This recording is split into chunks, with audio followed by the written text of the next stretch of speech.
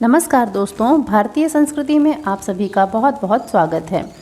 दोस्तों, आज के इस वीडियो में हम जानेंगे एक गरीब किसान की कहानी, जिसके घर में साक्षात ही महादेव ने अपने दर्शन दिए थे। दोस्तों, एक बार की बात है, एक गांव में दयाराम नाम का एक किसान अपनी पत्नी शीला के साथ रहता था। किसी तरह गन्ने की खेती करके वो अपने परिवार का गुजर बसर किया करता था, लेकिन कुछ समय से बारिश न होने की वजह से गन्ने की फसल भी कुछ खास नहीं हो रही थी। इसलिए खेती करने के बाद जो भी समय बचता उसमें दयाराम मजदूरी करने लगा, ताकि घर के खर्च के लिए आसानी से रुपए निकाल सके। उधर दयाराम की पत्नी शीला महादेव की बहुत बड़ी ही भक्त थी। उनकी पूजा के बिना उसके दिन की शुरुआत नहीं होती थी। शीला की एक बहुत अच्छी आदत थी। वो जब भी खाना पकाती थी तो उसमें 3 हिस्से भगवान के लिए निकाल दिया करती थी। पहला भगवान गणेश के लिए, दूसरा शिव जी के लिए और पार्वती जी के लिए, तथा तीसरा देवी अन्नपूर्णा के लिए।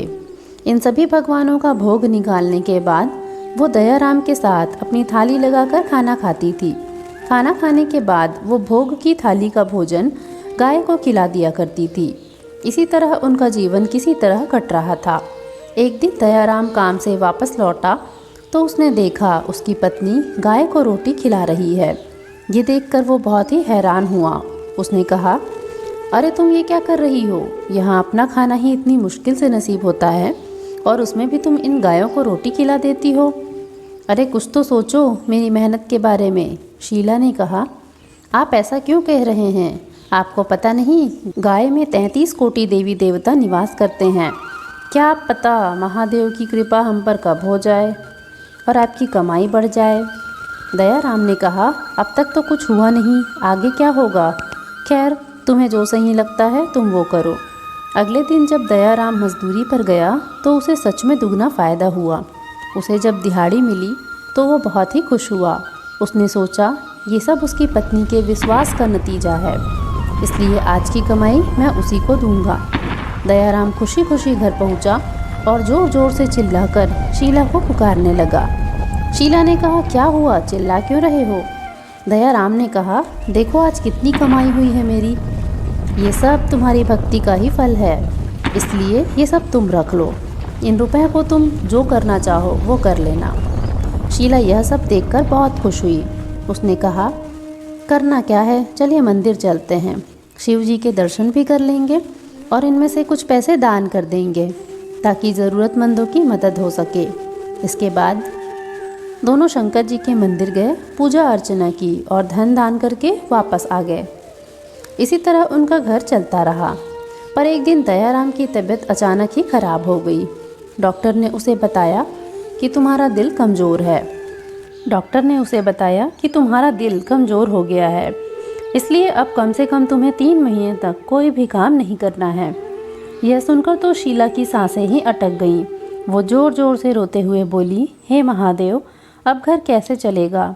अगर ये काम नहीं करेंगे तो खाने और दवाइयों के पैसे कहाँ से आएंगे? पर कहते हैं ना, जब आपकी भक्ति सच्ची होती है तो आपके दुख में भगवान भी दुखी होते हैं। यह सब देखकर भगवान शिव बहुत ही दुखी हुए। उन्होंने तय किया कि वो अपने भक्त की मदद जरूर करेंगे। उन्होंने इंद्रदेव से कहा, मैं अपने भक्त के खेत में खुद किसानी करूँगा, आप बस सही समय पर वर्षा कर देना। इतना ही नहीं, उन्होंने देवी अन्नपूर्णा से कहा कि आप इस बार दयाराम के खेतों में अच्छी फसल करा देना। भगवान शिव किसान का रूप रखकर दयाराम के खेत में दिन रात मेहनत करने लगे और सही समय आने पर उसके खेतों में गन्ने की फसल लहराने लगी। एक दिन शीला सो रही थी कि उसके सपने में महादेव ने उसे दर्शन दिए और कहा, शीला, मैं तुम्हारी भक्ति से बहुत ही प्रसन्न हूँ, इसलिए अब समय आ गया है कि तुम्हें तुम्हारी भक्ति का फल दिया जाए। तुम्हें चिंता करने की ज़रूरत नहीं है। तुम्हारे खेत में मैंने खुद किसानी करके फसल उगा दी है, जिसे बेचकर तुम अपनी ज़िंदगी अच्छे से बिता सकती हो। इतना ही नहीं, बहुत जल्द तुम्हारे घर एक नन्हा मेहमान भी आएगा। ये सब कहकर भगवान शंकर अंतर्ध्यान हो गए। तभी शीला की नींद भी खुल गई। उसने बिना समय गंवाए सारी बात दयाराम को बता दी, जिसके बाद दोनों पति पत्नी सच का पता लगाने खेत में पहुँचे। खेत में दोनों ने जो कुछ भी देखा उसके बाद वो हक्का बक्का रह गए। खेत में गन्ने की ऐसी फसल पिछले कई सालों से नहीं हुई थी। दोनों भगवान शिव को शुक्रिया करते हुए तुरंत उनके दर्शन के लिए उनके मंदिर पहुंच गए। उन्होंने भगवान शिव का अभिषेक कर उन्हें तरह तरह के पकवानों का भोग लगाया। पूजा करके दोनों लौट ही रहे थे कि तभी मंदिर की सीढ़ियों पर एक नन्हा बालक जोर जोर से रो रहा था।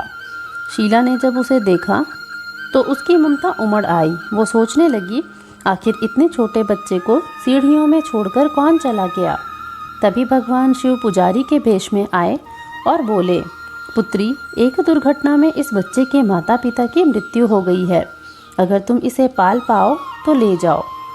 ये सुनते ही शीला की आंखों से आंसू छलक आए।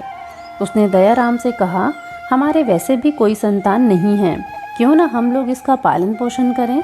इसे माता पिता की छाया मिल जाएगी और हमें संतान का सुख। दयाराम ने कहा, भगवान शिव की मर्जी के आगे भला मैं क्या ही कह सकता हूँ। आज से ये बालक हमारा हुआ। इस तरह शीला की सच्ची भक्ति ने उसकी ज़िंदगी में खुशियाँ भर दी।